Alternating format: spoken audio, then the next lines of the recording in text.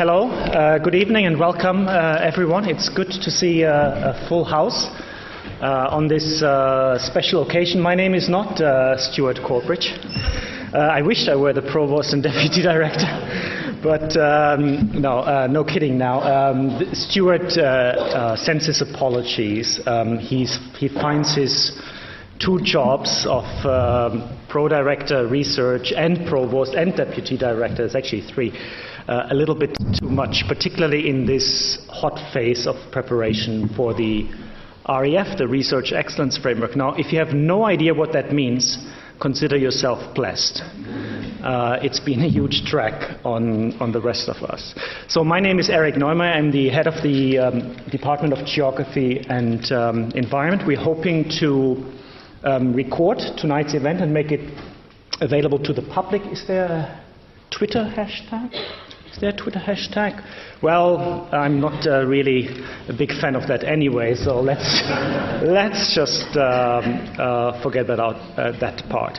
It would have been good to have Stuart, and he was, many months ago when we set up this event, extremely happy to chair tonight's event, because tonight isn't just any other public lecture of the Department of Geography and Environment.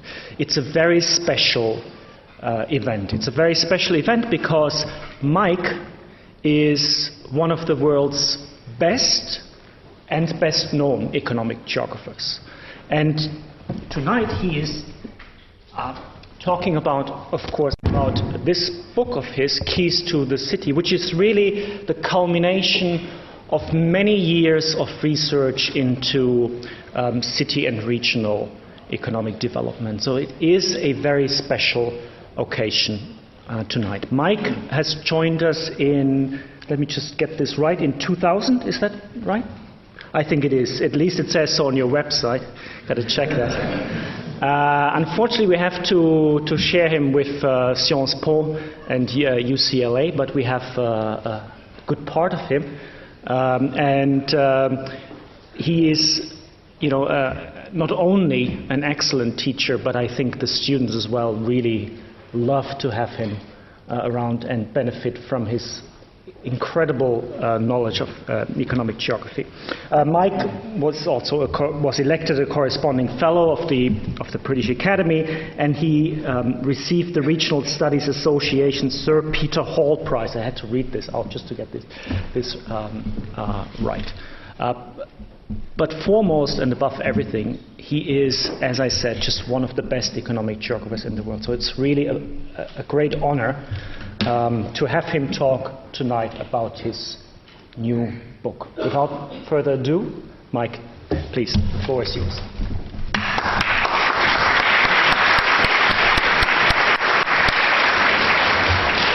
Well, Eric, thank you for that lovely introduction, which is kind of intimidating to live up to that best thing when there's a lot of, especially given that the room is filled with, I think, a lot of the best economic geographers in the world who I happen to have the privilege to have as my colleagues in this department, which I think actually has the best concentration of the best economic geographers in the world. And I mean that for real. It's not just being Hollywood about it.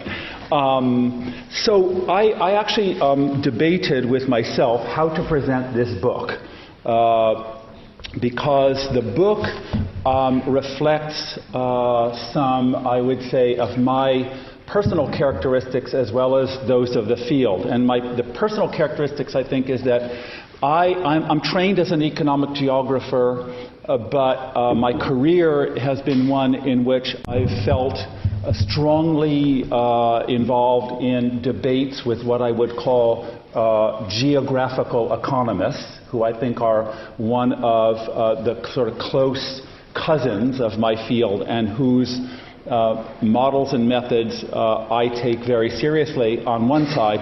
And on the other side, another set of what I would call close cousins are economic sociologists. So, and actually when I went to graduate school, I couldn't decide what I wanted to be. So I switched between these three disciplines, which probably explains some of the mess I made of it subsequently in my career, and it's reflected in this book. Maybe a creative mess, I hope. So I also wanted to point out the cover art for the book, which independently of the content, I really like this painting because it's by a man named Lucian Freud. And Lucian Freud painted this painting, which is named, it's a bit sexist, the title, Man in Town. So we could call it Person in Town or Human in Town, but I like it because it sort of, when you see the detail, it sort of makes this, it gets the flavor of what I'm interested in this book, which is the relationships, of course, between humans and their society and these strange things we call cities. Now, in trying to figure out how to present the book, I'm faced with a challenge, and we're going to see if it works tonight in this talk, which is that the book really is, it's an assemblage, a bunch of different chapters based on work that I've done independently and with some collaborators, some of whom are in the department and some of whom are even in the room. And a lot of these subjects are frankly, they're furrows that are well plowed by researchers, myself, but many others. And I've tried to give my own take on each of the issues, but what I really want to do tonight is emphasize what I think is one of the maybe more original aspects of the book, maybe more so than the individual chapters, is the flow and the interaction between them, or let's say the larger puzzle that they try to put together. So what I'm going to do is do the lecture as a set of sound bites on the chapters, and what I hope you will do is I'm going to make some bold assertions. There's a couple chapters I'll go into more detail on than others. There will be a lot of bold assertions that some of you in the room will know what I'm asserting and trying to get away with, but to try and see sort of how the flow is and what the interactions are. So to start off with, though, what's the purpose of the book? So my principal interest as a researcher is economic development. And economic development, in my view, is not the same as growth in output or in population, but rather by something that mixes all these things together and leads to improvement in the standard of living over time. That's a kind of a thumbnail definition of the problem of development. And in the aggregate, or it's very roughly measured, but the scholars, we can all get into a big fight about exactly how well this is how well this does as a measure.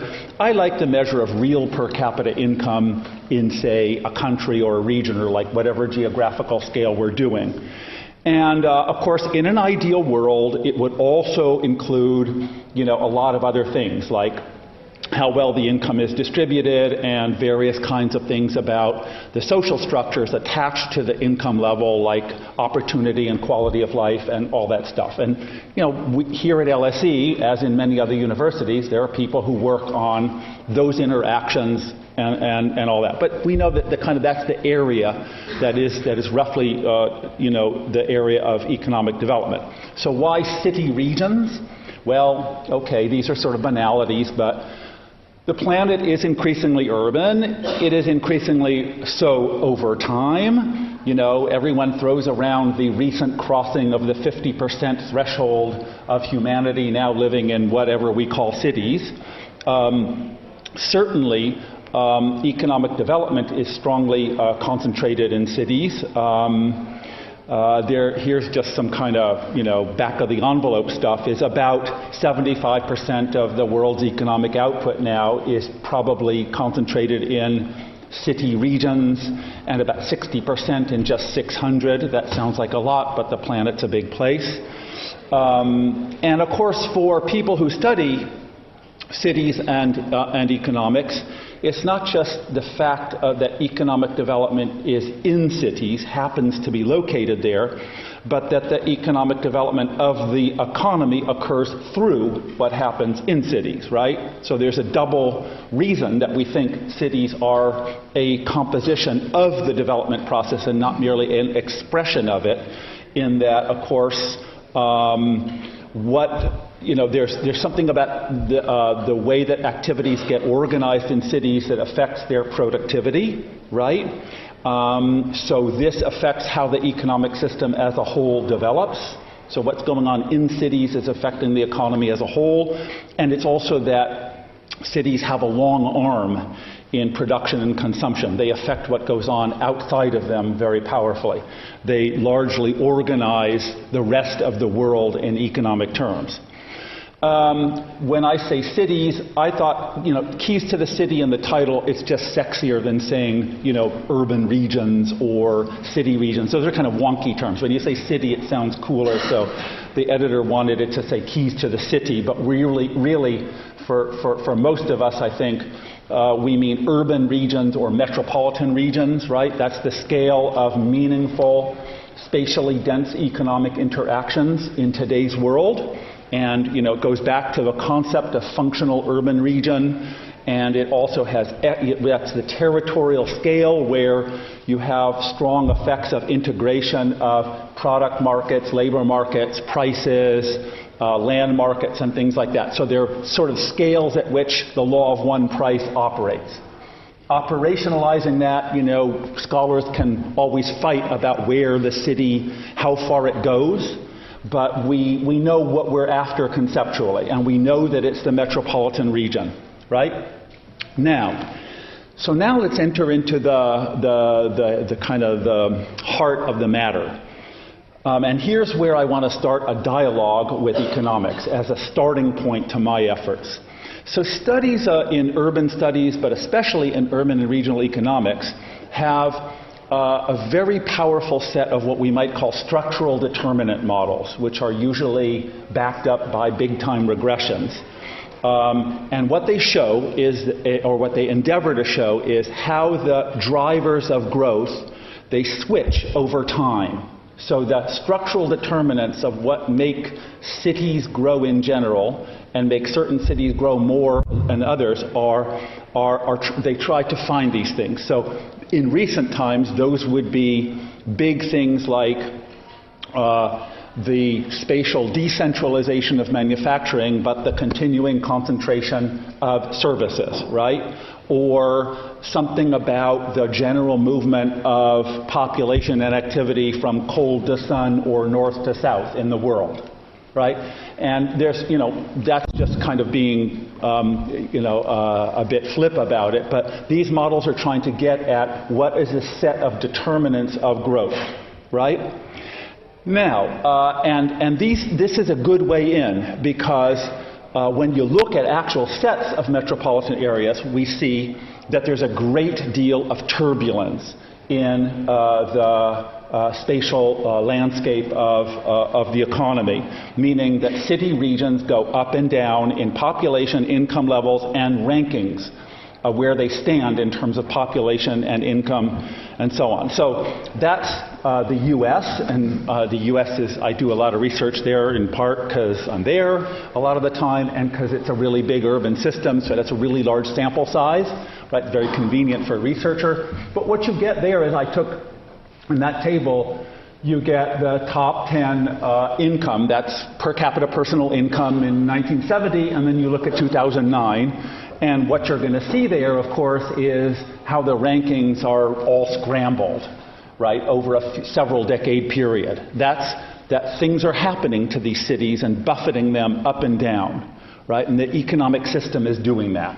And of course, the other thing that's going on in the third column is that they have widely varying combinations with the income, that is the qualitative performance. The actual quantitative aspects of their growth are wildly different, ranging from areas that lose population to those that say more than double, well, about double.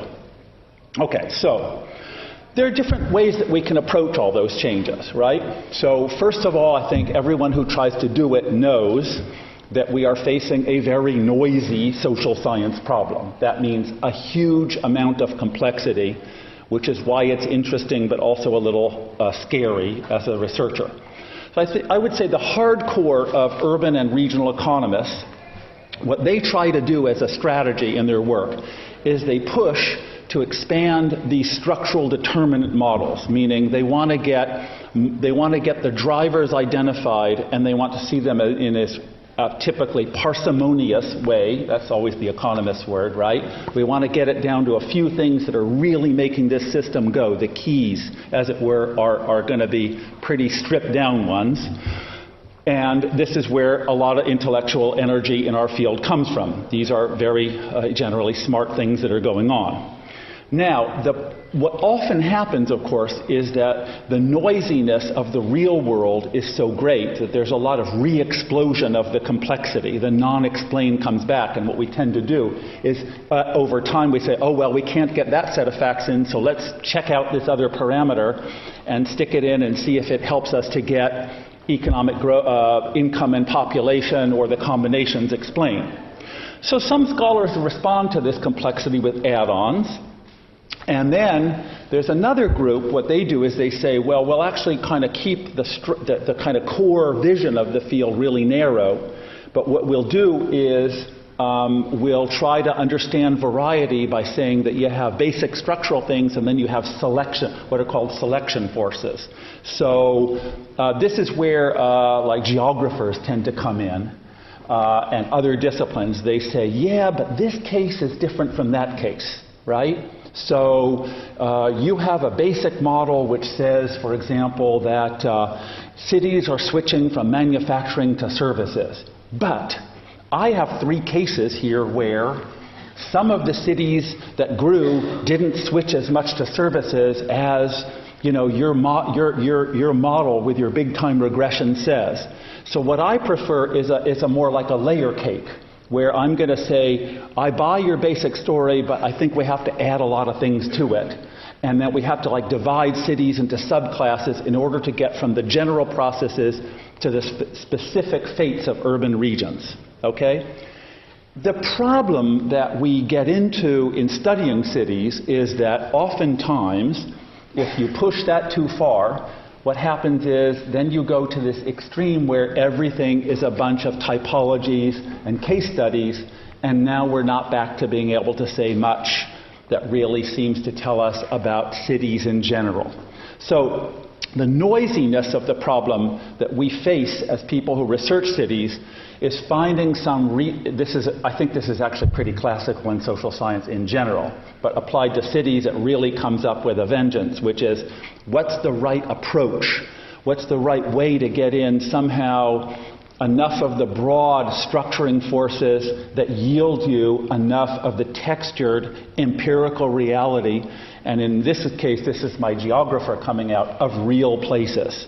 I want to know, for example, not just that London and New York are pretty similar, but I also want to know what's different about them and specific about London. And I want to do it without just going on and saying I have social science here and then I have description down here. So I'm kind of giving you what is a kind of an intellectual problem that I have as a scholar facing this. So my approach is actually to try and compromise between these two extremes by expanding the basics. That's what I think I'm doing. And that's what I call the keys to the city, which are these 4 areas in which I think social science has worked hard on cities. So it's the economics, institutions, social interactions, and politics. And that's what I want to tell you about now. So these are going to be things of my expanded basic model, but it's not a model in a traditional sense of an economist model. And the book is organized around them. So there's 4 sections, right? Economic, institutions, social interactions, and political context. And I try to sort of build a story by layering them on top of each other. So I want to start out now and give you a bit more than a soundbite on this. That was the intro chapter, but the second chapter is where the big debate comes out in economics. And I think it frames really powerfully the interaction between, actually it's not between geographers and economists, but between 2 groups of economists, which makes it really interesting. And it's a classical debate in urban and regional development studies. The classical paper, I think, in the U.S. is from the early 1970s. And it asks a kind of a question. It says, if you have an urban and regional system that's changing, right? What's the main motor force of big changes? So, for example, let's say, as in the case of the United States, you had a huge shift in population and jobs from the northeast of the United States to what is now called the Sun Belt. Okay? So from northeast, if you look at the country in 1970, a high proportion of population and jobs and incomes are concentrated in the northeast. And if you look at it today, a much lower proportion of population is up there. The population has sort of flowed south and west, and massively. We're talking about huge population and economic activity shifts. Now, this is big-time change as reflected in those numbers that I showed you. And the question is, and this is it's a chapter that I wrote based on research that I did with Clement, who's sitting there in the back, what started this off? So what's the main force that causes a switch in the logic of urban development? And you can take this two ways. On the one hand, you could think of a world in which people, that means individuals and households, they get up and they move because something about the attributes of places is going to attract them to a different kind of place. And in second place, you put the movement of jobs. In other words, you say conceptually and historically that jobs follow people. Or is it the other way around? Is it that somehow the jobs, the logic of firms and where they locate is switches, where they somehow something causes them to go to different regions and the population follows? Okay? And this is a clear division that you can see in the economics of the writings about the economics of cities. So lots of the people who are out there, for example, Ed Glazer or Rich Florida in a more popular way, they tend to prefer the vision of jobs follow people, that people move, they cause differential growth, and the jobs follow.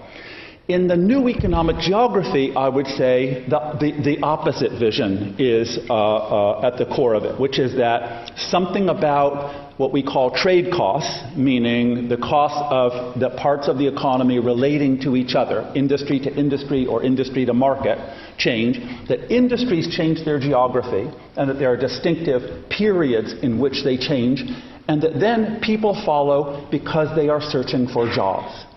And these two visions are analytically different. They also lead to very different visions of urban policy, and they lead to very different visions of whether the resulting spatial economy is economically and socially just or not.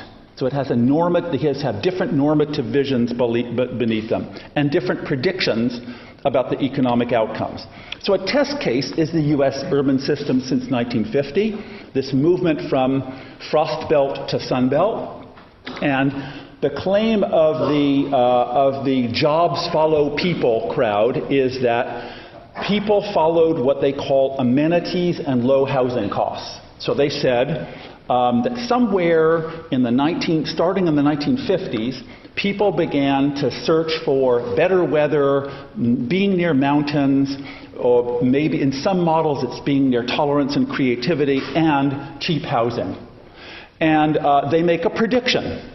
This is where we get to the core of the urban and regional economics field today, which is they predict that in the end, the population sloshes around the map, the jobs follow them, and that the outcome is something you can measure. And you can measure it in the form of what they call, it's an economist term, of real utility equalization across the map. Meaning that the real wages that people take home, that means the wages they get paid corrected by their living costs, and the amenities they get, either the ones they buy, like by going to the opera or to a nightclub, or the ones they get free by having sunshine or mountains or lakes, right? That if you can calculate these, and that at the end of the day, what happens is that people are not better off in any place than another, that they are equalized across the landscape. So this is a very, very strong theory in two dimensions. It has a very strong positive claim about the state of the economy, and of course it has a justice claim, a normative claim, that basically it's a good system because what it's doing is allowing people to move in a way that allows them to satisfy different packages of preferences and to get them satisfied. So everybody's basically pretty happy in the end. Now, however, the problem for me, and here's where I can't do a lot of detail, is my research convinces me that in the American case, that is not a true story. Because what I see in the numbers for the United States since 1950 is that real wages are not equalized among American metropolitan regions. That in fact, the big cities, and especially many coal cities, still have better paid jobs, even after you correct for housing costs, and they have better non-paid amenities than the Sun Belt. And that there is actually higher total utility in some cities than others. More generally, as we all know, there's a growing division of the skilled versus unskilled metropolitan areas, and that's true of Europe as well as North America. So, and this is measurable in terms of the city regions that have more non-routine jobs and those that have routine jobs. And this is something, and we see it reflected in a geography of metropolitan incomes, a kind of a new great divergence. It's working itself out at different degrees of granularity. But what I see going on is not convergence of either money incomes or total utility, but divergence. That basically you're better off in some places than others. And that I don't see these things coming together. So, now, here's the problem. If that's true, right, then the problem is that most of the population seems to have gone in America to the places with lower real wages and lower total amenities. Or, in other words, it's as if the majority of people seem to be going to the bad places. So this is something that Tom and I did, is we took, and you can't see the slide really well, but what we did is we took, with a kind of a fair amount of fancy measurement tools, we measured amenities, we measured wages that were corrected by housing costs, we put them all together. We arranged them into 4 boxes where you have high amenities on the 2 high boxes there, and then you have low income and high income there. And the bottom line is that most of the Sun Belt metros where people are going to are down here, and especially a lot of them are down there with low amenities and relatively low household income, right? So does that mean people are stupid? I mean, are they really? Can you really explain the world by saying people made those kind of choices? And you look up there, and most of the metropolitan areas there are in either the Frost Belt or coastal California, meaning that they're high amenity, high income places, but they didn't have very high population growth, except, now there's a couple of Sun Belt places there that are interesting cases of development. But there's a problem, that's the point. If you look at the evidence and you buy these kinds of numbers, there's a problem about human behavior and causality. So, it seems like that, in my opinion, what happened is people went to where the jobs are, and rather than choosing, they accepted lower wages and even lower amenities, right? Now, some of this differences in between your money income and your real income is reduced by lower housing costs in these places, but not all. So why would people migrate to these places? I think actually that's where economic geography that focuses more on the productive economy, on the locational behavior of firms, primarily, firms and industries, comes in. And so one process is that the Sun Belt was initially it was shaped by the relocation of manufacturing from the north to the south. And this is critical now to thinking about causality. The mechanisms that set off this movement of jobs from basically the northeast to the southeast of America, basically predate the factors that the jobs to people models tell us about. The jobs to people, they have articles and they say the things that really made the U.S. South develop were the motorway system, which is known as the interstate highway system in America, and air conditioning. Air conditioning made the climate more pleasant in the summer, so you could have a good winter without suffering too much in the summer. The United States being a very hot place for the most part, and this highway system making it possible for transport and trade to move more cheaply. Well, the problem is actually that if you look back at history, the jobs start to move en masse before either of those things happened. In the late 1940s, the U.S. Congress already commissioned special reports in the late 1940s on massive movement of jobs to the southeast of America, and the highway system had not even been authorized to begin construction, and air conditioning was not yet commercialized. So there's something wrong with the history part of it, right, that I think also is consistent with the numbers not adding up. And of course, I would say if you look at history that there's a key incident, and it comes from political economy, which is that in 1947 the U.S. Congress changed the labor laws and basically made it very much more difficult to have unions in the southern United States. It's called the Taft-Hartley Act, and it's in 1947. And it creates a two-sided labor regime in the United States from 1947 onward. And then, of course, there's aid from the federal government. There's all kinds of things that go there. But the point is, it provoked this initial switch in the nature of job location, and hence, that's what unleashed what would then become a set of circular and cumulative interactions that would lead to the rise of the Sun Belt. And that's, of course, jobs to people, people to jobs are ultimately the cumulative part of these things. But we're looking for what set the system off on a different pathway. Different things happen in coastal California, which is the other big element of U.S. spatial development. That wasn't driven by cheap labor or the search for low unions. It was driven by innovation.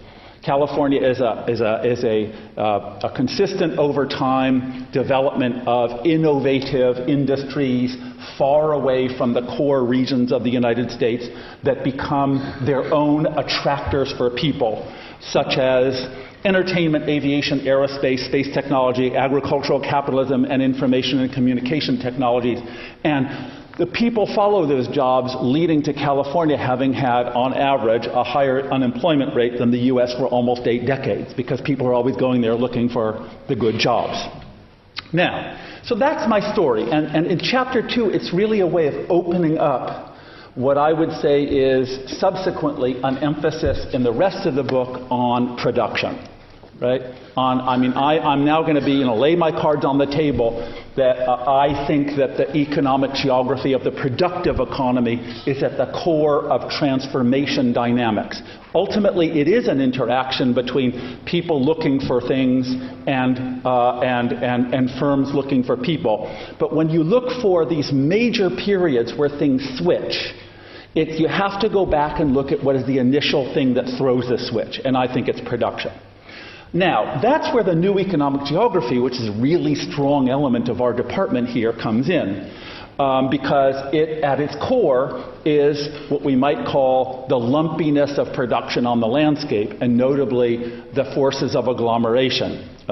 Gilles Duranton and Diego Puga, Gilles used to be a colleague here, they wrote this great article where they summarized this fantastically complex field and said, basically, what industries do when they cluster in cities is they share, they match to labor, and they learn from each, and people and firms learn from one another.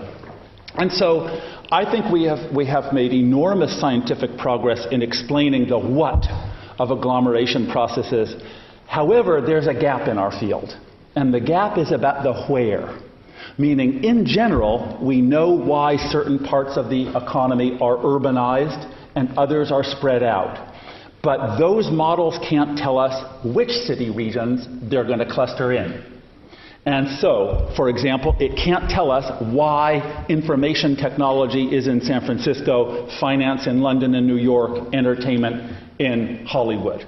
And these issues are typically relegated to history by economists, right? I mean, there's a lot of articles that say, that's the effect of history, and I'm not going to go there.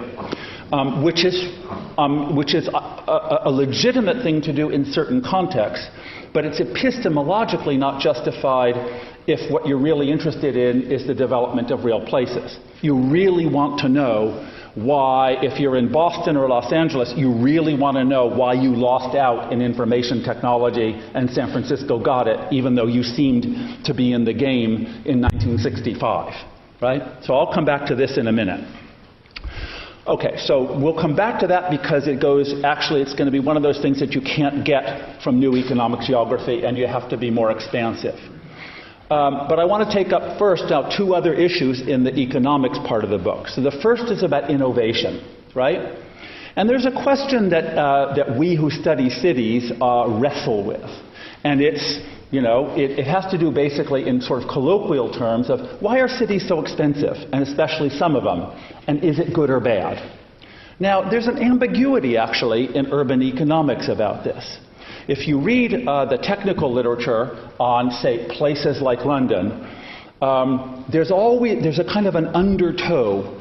London and New York, one of these days, they're really going to get it.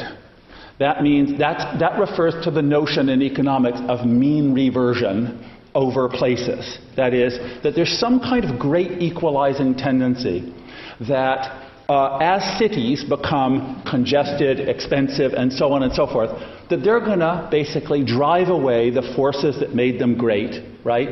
And they will be forced into competition with other places through the tendency of activities to leave them as they become expensive. And this will happen through the leaving of firms and the out-migration of people, both of those forces. So being expensive at some level is bad.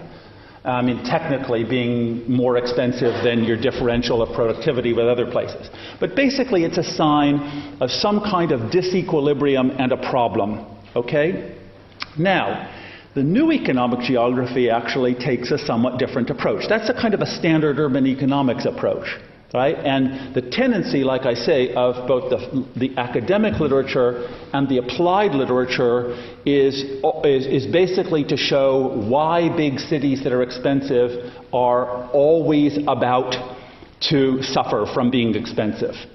New economic geography, which concentrates on the clustering of firms and industries, is different because it shows why incomes in some cities and regions really should be high because of this spatial lumpiness of the economy.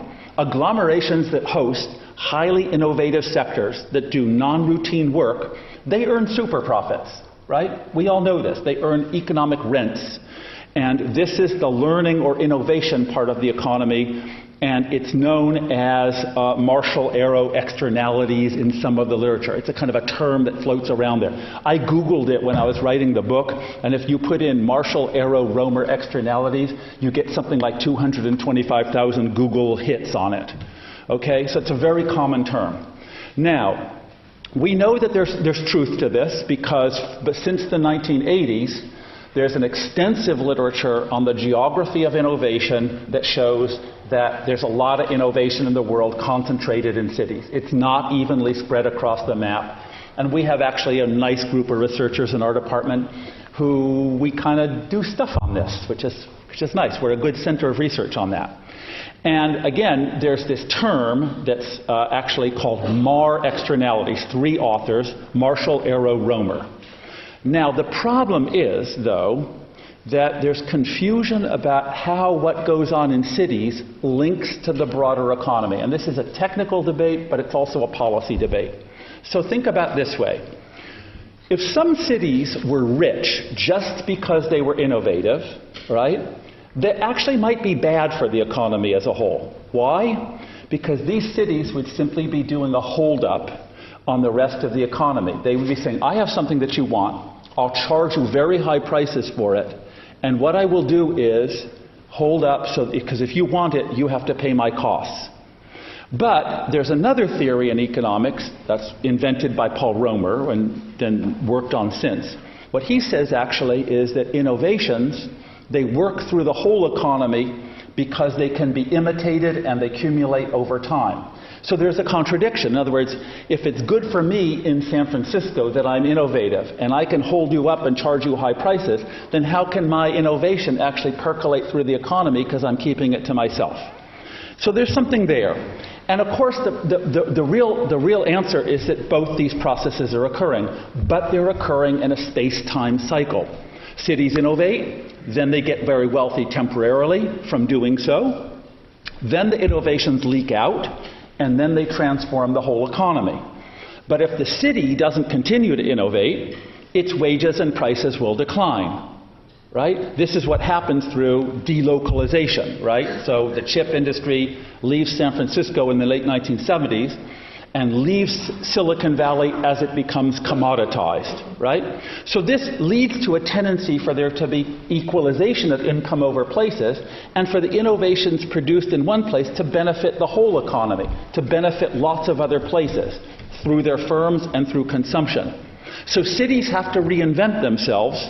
They have to innovate in order to re-raise their wages and prices. And the reason, to give a Californian example again, that the Bay Area is still rich today is that it's not Silicon Valley version 1.0, it's Silicon Valley version 7.0, because they're in the seventh wave of innovation in Silicon Valley as they've lost the other ones to outward movement and imitation. So there's this kind of time-space back and forth movement between cities and the rest of the economy in spatial but also in economic terms. So what this leads to actually is that an interesting, I think, kind of view of how the economy moves forward. That it's mostly localized externalities or localized innovation processes that pump the growth for the whole economy over time, right? Most innovations come from city regions. But what they do isn't just about them, it's about how what they do subsequently leaks out. And so as this leak goes on, they transform the economy. And the implication, of course, is that the economy has two different tendencies. There are some periods where things are diffusing out of cities more rapidly, where places are becoming more equal, where the diffusion or imitation process dominates the creation process. But there are other moments in time when strong innovation is occurring and it's concentrated in cities. And that has a strongly unequalizing effect on incomes over places. We're living through one of them right now. One of the reasons for the great divergence today is because, as a whole, the economy is doing more innovation now than it was in the late 1960s, early 1970s, when an old paradigm of technology was exhausted and it was getting spread all over the landscape. But for the specialists, there's an important term. This term, mar externalities, is a really bad one because it rolls the two together. And what I argue is that you have two kinds of externalities that correspond to two parts of the economic process in time and space.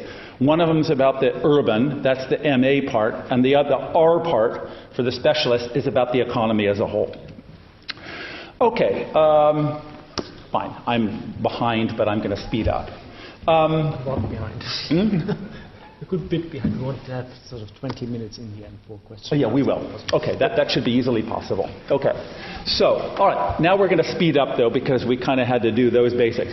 Fifth chapter is about city regions and cities inside them. And, of course, inside city regions, we have a lot of economic reflections, a lot of geographical reflections about how many agents, like people and households and businesses and government, how they compete for limited space and locations. And this is where, of course, you get a sub-discipline in our field, which is about land economics and real estate economics and economics of the built environment, and, of course, the allied discipline of urban planning, which is attempting to understand all this stuff and see how it all works. And we all know that the starting point is that land markets are unlike anything else in the economy. You can't expand the supply of land in a normal way. You can go up or you can do better transport, but you can't really, produce more land the way you can produce more pieces of paper, right? So usually you get very strong price allocation rather than supply allocation mechanisms. And when you have price allocating things instead of supply, you get a lot of competition and conflict over who gets what. Okay? And it's a very different game. The jockeying for being in a city is very different from consumers trying to get a different kind of car or clothing or other normal things in the economy. And so how does urban space get reshaped? Given that it's a limited supply of locations, right? There's a lot of things that people look for when they try to get these limited number of locations. They could search for amenities, which they do, right? Like a nice neighborhood. They could look for beauty, right? Go to the nice neighborhoods that have a beautiful built environment from the past. They could look for the social environment, look for tolerant people around you, right? So all of these things are big on the agenda of thinking about the rearrangement of things inside metropolitan regions today. Amenities, beauty, tolerance. Now, unlike what we said for interregional growth, where I argued that amenities weren't very important, they probably are pretty important inside metropolitan regions. Because that's an area where you've already got your employment, and now what you're doing is arbitraging once you've got the primary thing in your life worked out, which is your job and your income. Now, of course, the end of manufacturing in most of our big cities here in the developed world freed them to have a lot of nice things, like amenities and gentrification and other things as drivers of sorting, because you don't have a nasty manufacturing plant right next to you anymore. You can convert it into an art gallery, right? So a lot more amenities can emerge in our urban environments. But does this mean that the problem of what people want is now solved by this moving around within cities of people and activities, right? And so we enter into another really interesting dimension of thinking about urbanization, which is the role of preferences and human behaviors in shaping cities. So do choices reveal preferences? Now we've got this reshaping of the urban landscape. And there's a lot of people out there doing research on who goes where and the new shape of neighborhoods and the new sort of social mosaic of our urban areas. Now, the problem, of course, is that preferences are actually only partially revealed by what we actually do in cities. Right? And this is the big debate that goes on, I think, often between geographers and sociologists on one side and economists on the other. Economists tend to say what people do is they vote with their feet, and we'll read back from that to say that's what people prefer, right? And by understanding those preferences as revealed by their behavior, we can understand what policy should do. I'm a little skeptical of that. I think there's partial truth to it. But actually, I think there's a serious problem in cities, which is that urban environments are bundles. So, for example, as Paul Cheshire in our department has shown, I buy a house somewhere because I might like the house and the neighborhood, but also I really want the schools. And actually, I buy the house not so much because I want the house, but because I want the schools more. So I might take more or less house than I want in order to get the schools. And I can't unbundle them, right? It's sort of like when I buy cable TV, right? I might watch one or two channels, and then I get 298 that I never watch, right? But I don't have any choice because of bundling. And the built environment, the environment of a city, is the bundle, par excellence, right? So we arbitrage on what is immediately possible, on the bundles that are offered to us in the real world, not on what we would prefer to prefer, right? What we prefer is not what we would prefer to prefer. And so urban systems are actually massive systems of what I would call preference frustration, right? And it's inherent in the nature of urban choices, because you can't unbundle, separate, and rearrange exactly as you would like, at least not in the short run. So changing an urban environment takes 100 years, right? To renew this housing stock, it's a glacial pace in relation to the changes in our preferences. So there's a mismatch and a friction, right? That also means that preferences are potentially very unstable. That if something new comes along that creates a new bundle, there will be a rush to it with all kinds of externality effects that no one anticipated. So the real issue for policy then is to be adventurous but respectful, meaning you've got to figure out what bundles people would prefer to prefer, and whether those bundles can be generated and at what cost and over what time horizon, right?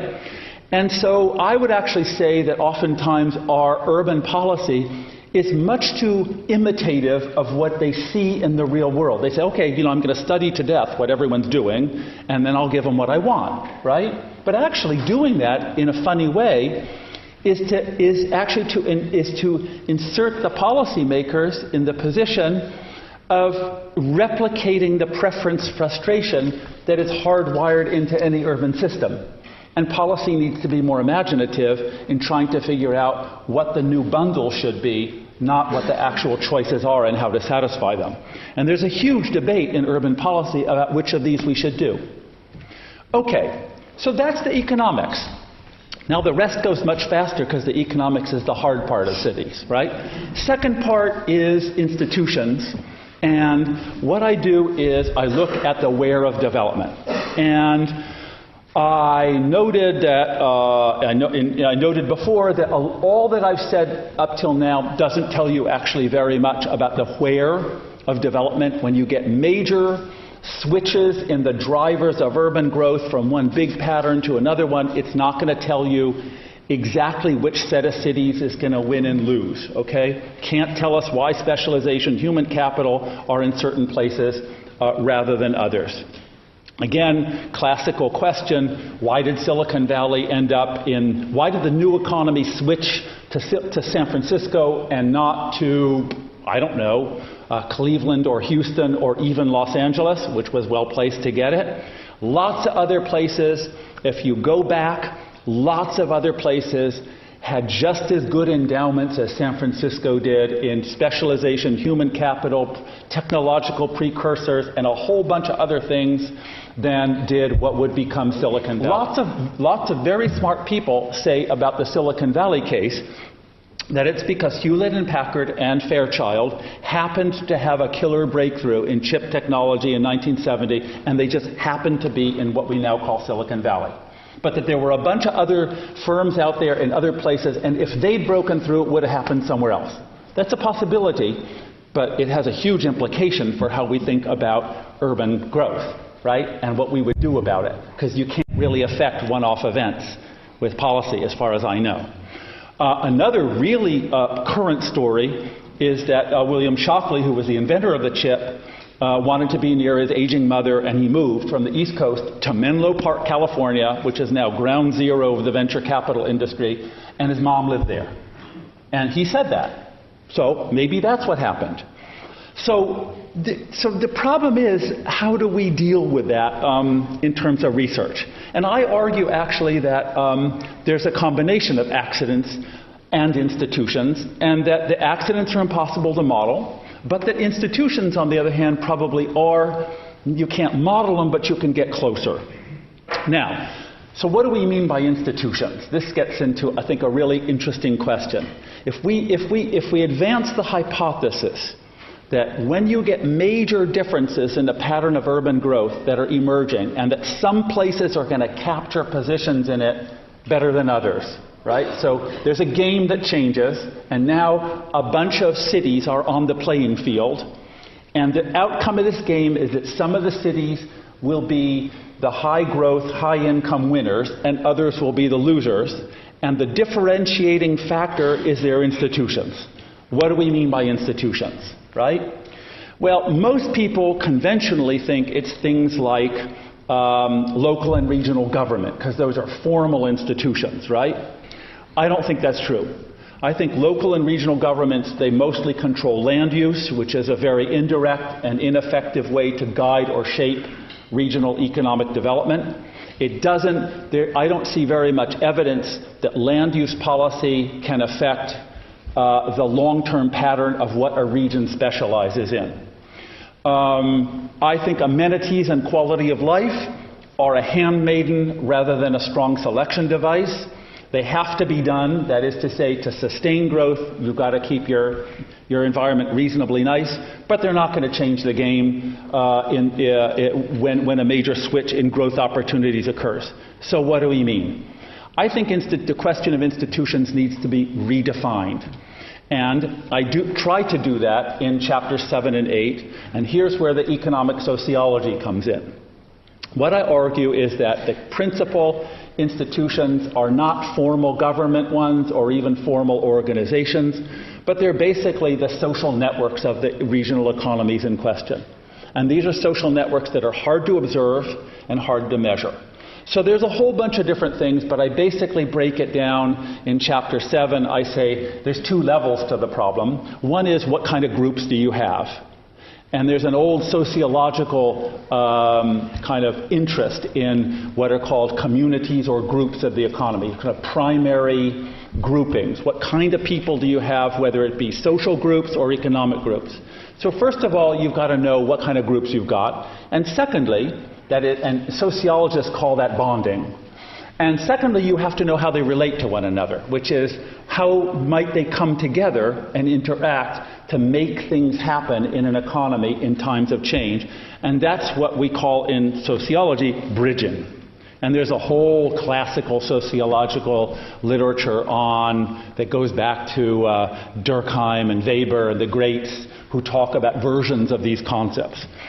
So, now, you can actually measure these things for regions, and sociologists are starting to do it.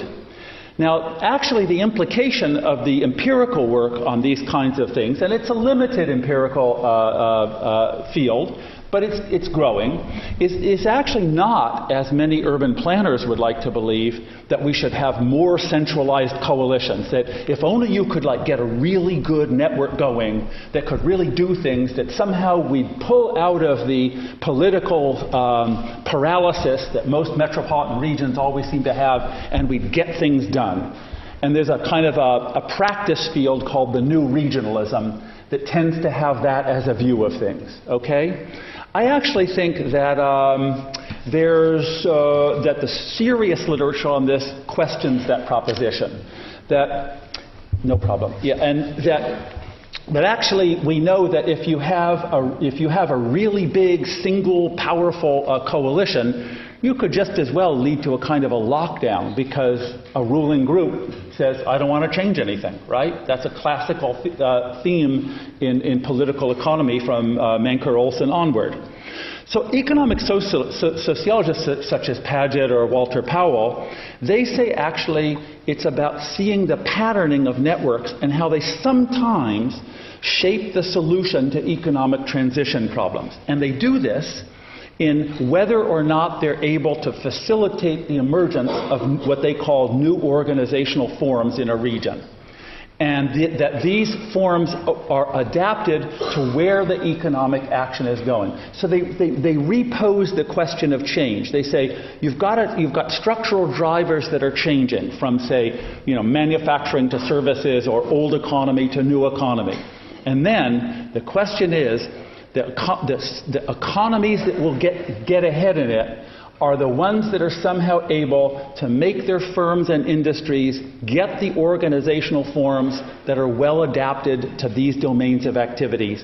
And some economies will do it better than others. And that could be actually nations, but it could also be metropolitan regions. And so, how do they do it?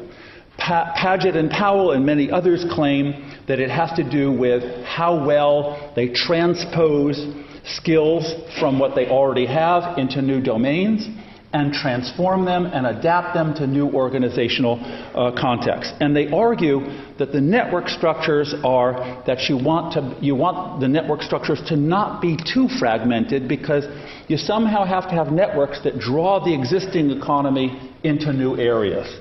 But by the same token, they argue that you don't want them to be too centralized because, right, that would lock them down. There would be no interest actually in drawing anything anywhere if the existing networks can survive. So what we need to do then as researchers when we look to this question of the where of development, and again, you could use this in comparative international development analysis, but you could also use it at the metropolitan level, is these invisible colleges of actors who bridge milieus and regions to make change happen or shake up existing milieus. And there could be idiosyncratic or one-off dimensions of these things in the form of, the great the great man or the great woman of history who says, you know, I'm there at the right time and I'm going to make it happen. One of the classical, actually, articles in this is about Cosimo de' Medicis and reshaping the state in Renaissance Florence, right? Getting it right, but almost in an unintended way. So that would be the sort of story of, Frederick Terman, the dean of the Stanford Business School, making Silicon Valley happen. But actually, that, it turns out, is probably not enough. Because even the best actor, if they're faced with the networks that resist, will not succeed, right? Individuals don't make history alone. They make it on fertile ground. And so what we're showing in another research effort on LA and San Francisco since 1970 is that what we see in San Francisco's emergence into the new economy and Los Angeles' relative failure is that the network structures are dramatically different. I think this leads, by the way, to a need to rethink policy. A bunch of us in this department, like Riccardo Crescenzi and Simona and Andres Rodriguez-Poce and I, we've all worked on the reshaping of regional policy in Europe.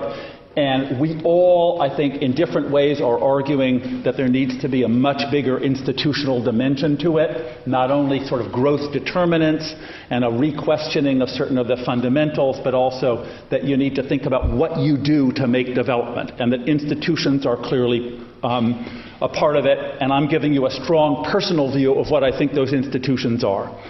But I would say, I would acknowledge that this is a hard one for policymakers to swallow.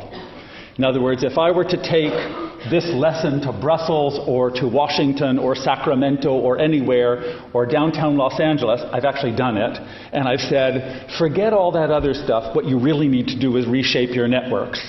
You get some funny looks from policymakers. I stick to my point, but it's a hard one to sell. Okay, and I admit it. Okay. Now, toward the latter part of the book, I actually go over stuff that I think a lot of people know, which is that the core function of cities is that they're interaction systems, people, firms, and other things. But the question is, what's this interaction about today? So I take up three different topics there. One is technology and globalization and typographical errors. Technology and globalization and why they go together. First of all, that there's a paradox. Gilles Duranton and I worked on this, which is it's a paradox about trade costs in the world, which is actually that even though it's a lot cheaper to ship things around the world and to make information flow and to even move people, that actually in a lot of areas our trade costs are rising. And this is actually a very important point for people who work on cities and the future of cities. And that's because there's a feedback loop. The feedback loop is that when you make transport of anything cheaper, what it does is it enables us to do more complex things, to import more, to export more, and notably to bring things together, recombine them, and make new and complex products. And a lot of that's done locally. And so the core lesson of this kind of work is that every time that you see literature in sort of empirical literature which says transport and telecommunication costs are tending toward zero, it's going to be the end of cities, that they've always been wrong. They've been wrong up till now. And of course, what they always say, no, but this time's really different. This is really the end of metropolitan density. It's really diffused globalization. And I think actually that, no, it's wrong. That there will always be a feedback effect of generating more complexity, and that complexity generates high costs of interaction. And when you have high costs of interaction, you get together in geographical space, and that's urban. And that's actually what we observe in the evidence. So the world isn't actually tending to be more flat. Second aspect of this interaction that I take up in chapter 10, see, we're almost done, is that there's a dark matter problem, okay? And this is really getting into and it's something what I call the genius of cities. One of the things that interests me that looks at real specific patterns of development is that when you drill down to the level of particular, you can do it at national economy level, but you can also do it at city level, which is that cities no matter how much exchange of information and people and knowledge there is, they're different in what they do economically. So, German cars made in Munich or Stuttgart are different from cars made in Detroit. Fashion made in Paris is different from fashion made in Milan, right? Finance done in Manhattan is different from finance done in the city of London, and so on and so forth. And this is really where you get an extreme sort of finely grained patterns of specialization. And there's something about understanding them that mostly escapes our models of them. It's really hard to figure out what this is all about. And it has something to do with what I would call the dark matter or the local context. And I make some suggestions in this chapter that the thing we need to look at more is actually what I would call the local behavioral context. Now, if you take the same engineer and you take this person and you divide them, and you stick half the engineer in Stuttgart and half the engineer in Detroit, that the engineer will start to emulate differently. No matter how much formal training that engineer has gotten to be the same, that person's going to end up being pulled into a collective system of emulation, of following cues, of learning that will give her or him a different experience and will drive the local economy down a slightly different pathway. And this, even in a world of a lot of knowledge exchange. There's something about local redifferentiation that's going on. So I call that the context and local genius.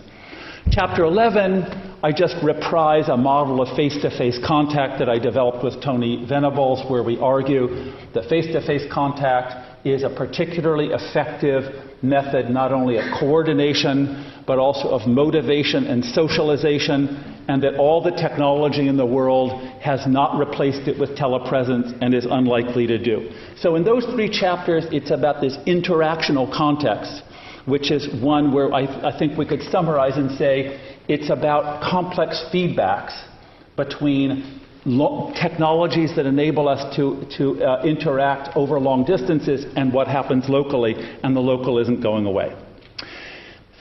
Final part of the book is 2 chapters on what I would call the political context. So, political context is about some kind of, we might say, again, resistant elements of urban difference and urban systems that resist what we say in formal economics. One is about the shape of urban systems. They're still pretty different. There's a lot of very powerful literature in economics about the regularities in urban systems, right? And that predict how population and economic activity will assemble themselves into a certain number of cities and a certain size. I think some of that it's okay up to a point, but I also think there's so many places that differ from these models that I've tended to be a bit skeptical about how useful they are in the end, right? How can you compare the German urban system to the French one? Usually what we do is say there's a normal model, except that the French deviated from it because they have a big capital, right? Or the Mexicans deviated from it because their capital is too big. I personally don't find that acceptable. I think actually that these are kind of hardwired in because of politics, and that you have to put the politics in the model and say it's not that the politics is deviating from what it should do, it's just that different societies develop their politics and have a different taste for decentralization or centralization. You've got to put that right back in the center of it. And what I argue actually that stuff then becomes what we might call endogenized into what we might call spatial habits of different societies. And I particularly study the American case there. I compare the European and American systems based on some work that Riccardo Crescenzi and I did, and Andres Rodriguez-Posse did.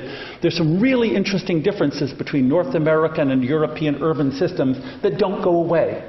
That how people move, how they interact between cities, how cities economically interact, they're not the same, and we're not in a world of perfect convergence of these systems.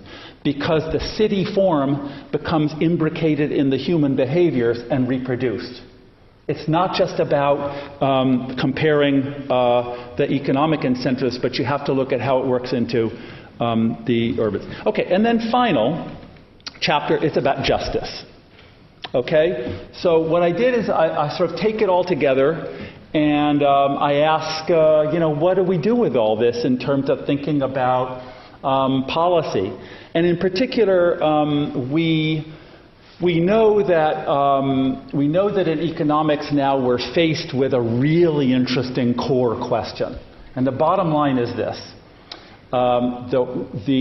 Whatever political system you have, the world tends to drive a lot of development and a lot of income into a small number of spaces. And that leads to this current great divergence in incomes between places, within countries and between them. It's a lumpy landscape of wealth, activity, and income. And so, is that a good situation? What do we do about the other places that aren't the winners in this system? And what do we do about the less successful cities? Should we, for example, is it just to want to spread the development out, make everything equal by force? Is it better to say try to promote development everywhere? Should rich places help poor places? These are the core questions that underlie almost every kind of a policy question. Should you promote the mobility of people rather than development of places? There's a whole set of questions that runs through our field and is about justice. And what I do in the chapter is I argue that we need to consider different theories and how they give us different ideas of justice. And I won't tell you what they all are, but I list them there. I look at how new economic geography, market failure theories, public choice theories, liberal theories, what they would say about justice. And the conclusion I come to is that they all have really interesting things to say, and I would recommend that if you're interested in the normative and political dimensions of cities and development, you should look into these things and ask yourself, which justice criterion do I have as my value set? But that all in all, when you bring them all together, you see, well, there's really a lot of good ways to do this. There's not going to be one perfect optimal justice. And so what you really have to do is admit that it's going to be messy and admit that you'll never have an optimum and do what Amartya Sen calls for us to do, which is abandon the search for perfection and instead look for what we might call a social choice process. The social choice process is where we get to talk about it. And that the role of the researcher, I'm arguing here, and this is our community of researchers, is that what we need to do is develop information to have better social choice debates. But what we shouldn't be doing is telling the public, I have a model that shows optimally first best what the world should be like. But rather that what we should do is say it's really messy and noisy. So going back to my starting point, the noisiness of development itself has to be reflected in what we, the research and policy community, do, which is we have to develop noisy options for people. Noisy and messy, I'm actually arguing for, not clean, right? That clean stuff coming out of scholars who emphasize policy is actually kind of tyrannical. Okay, that it runs roughshod over the reality of the world, but that we can actually be scientists in it and develop much more adult kinds of questions for the public and say, let's have a messy debate about a messy issue, but at least we'll give you the ability to debate these many faceted trade-offs. And so that's what I do in the final chapter. So that's it. That's the 4 keys. It took me longer than I thought, but geography, institutions, innovation, and politics and justice. It's a big story, but I hope it's at least has some interest in its bigness.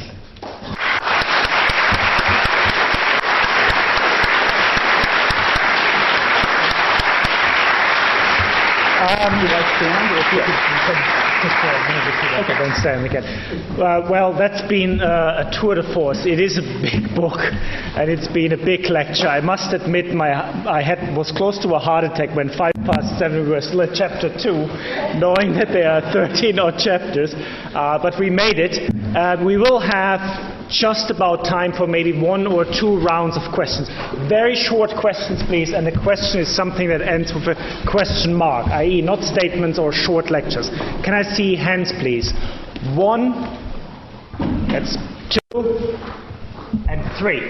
Can we have mics there? And if I have another question, another round, I go upstairs. Yes, please. Do the cities in the north of England need HS2? Did you get that? Need the cities in northern England need HS2, high-speed train. Got it. Another question here. Mike here.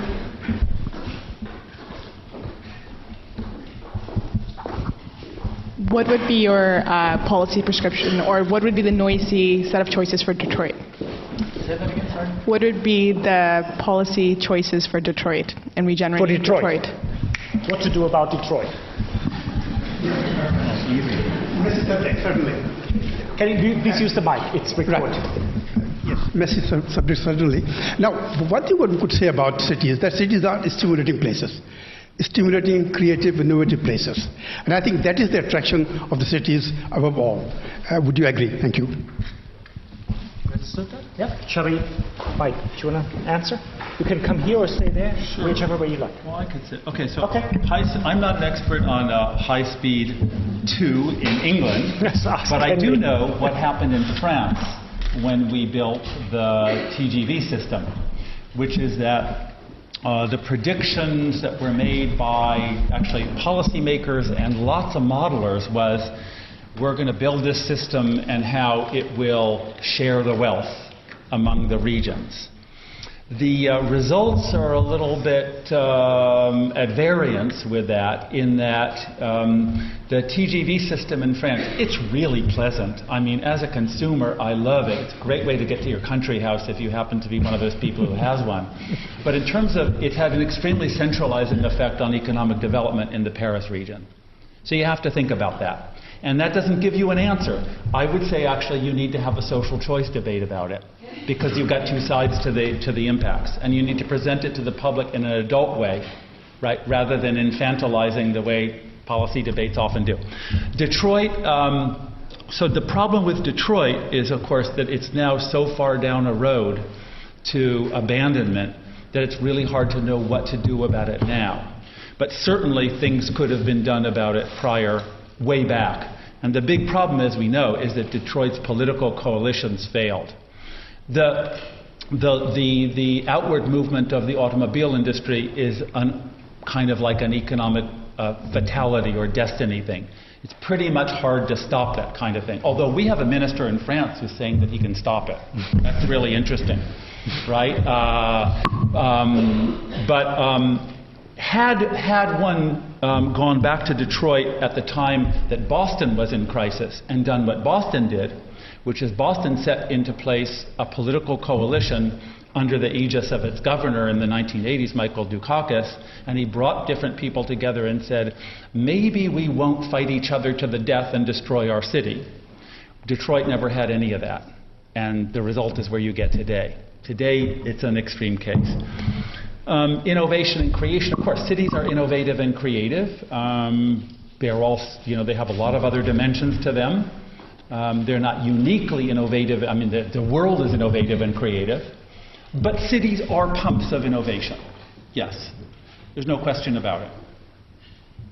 Okay, let's have another round of questions. Anyone upstairs would like to ask a question? I'm all for diversity and equality. Well, if I have no takers, anyone down here? Yes, first question here. Any other one? Second over there. Feel like at an auction, and third here. Hi. Is the migration trend in the United States still towards the Sun Belt? And maybe are the numbers maybe skewed today with baby boomers aging and going, looking to retire in those communities? Okay, good question. Yeah. Then we had one. Why don't we take first here and then we... No, it was here. Gentleman here. You gave the example of the West Coast in the United States pre-Second World War. But one of the driving factors could have been prohibition and gambling.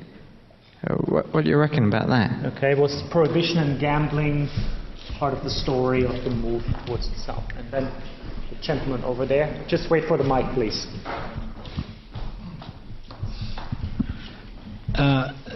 Thanks very much for that. I'm very sympathetic to the social choice and deliberation arguments that you're putting, but there's a fundamental question, I think, around scale And at what scale do regions not have the administrative and process and governance capability to actually make that work? Save 5 minutes and then we'll probably come to a close. So migration in the U.S., I'm not entirely sure, and in part because the Great Recession has, of course, scrambled a lot of the migration tendencies and tended to make people, if I understand some of the numbers, less mobile, right? Because simply there aren't that many jobs to go around. Whether that's a temporary interruption of a long-term trend or some structural switch, again, I actually don't know. The migration to the U.S., the population growth in the U.S. South in recent decades has been much greater than it has on the West Coast or in the Northeast, that's for sure. And we'll have to see what happens after this recession to see if the game has changed, right? But it's also true, and here's the tricky part, is that, and this is, I think, where some of the models don't work very well, is that within these regions you get a high level of variance, right? So even on the West Coast, San Francisco versus Los Angeles, in the Northeast, say a Cleveland versus a New York, they're very different. So it's also what are the drivers, right, as well as what is the geographical pattern. The West Coast and gambling and prohibition, and there isn't gambling actually in very much of the United States that's legalized. It's one, I think it's 2 states. It's Nevada and New Jersey. And prohibition was national. So I'm not sure how it would generate a regional effect.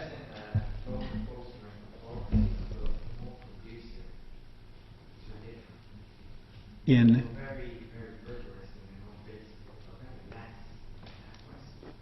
Okay, so differentials in enforcement? I'm not sure. Frankly, I wouldn't. I just don't. I don't think it's going to be that powerful as a generator of. I mean, people moving to get. Basically, you're saying people are moving to get liquor, but I think it's pretty widely available, legally or illegally, and throughout the period, including today, where a lot of the South, remember, has what are called. I mean, non-Americans, this sounds very weird, but there are parts of the American South that still have what are called dry counties, even today. Okay. So you get a sub-state policy where you go from one little place to another, and the liquor rules change, and the South is, because it's much more conservative, has a lot more of these, liquor banned places, but people move to them. So maybe, I don't know.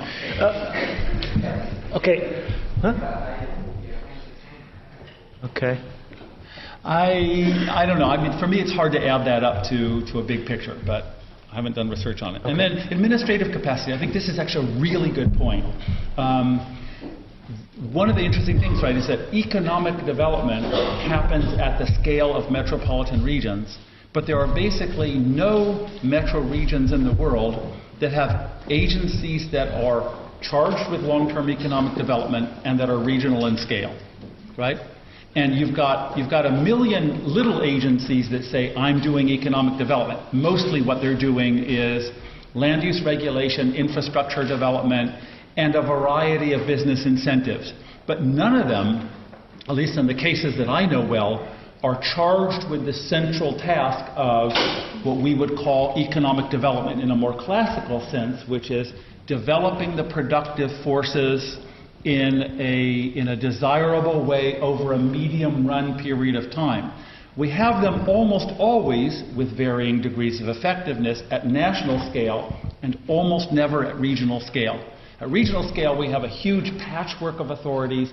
Generally, none of them are charged with this. They're usually competing. They're usually contradictory. So there's a really interesting question of an administrative void in the area of regional economic development, and a kind of a false labeling. When we did our research on Los Angeles and San Francisco, we actually empirically looked at all these agencies that say they're doing economic development and found basically none of them that are doing what we really think is economic development. So that's pretty fascinating. Okay, well, I could have listened to this for a lot longer. It's a very fascinating talk. Unfortunately, we have to stop here. Please join me in giving a very warm applause for our speakers.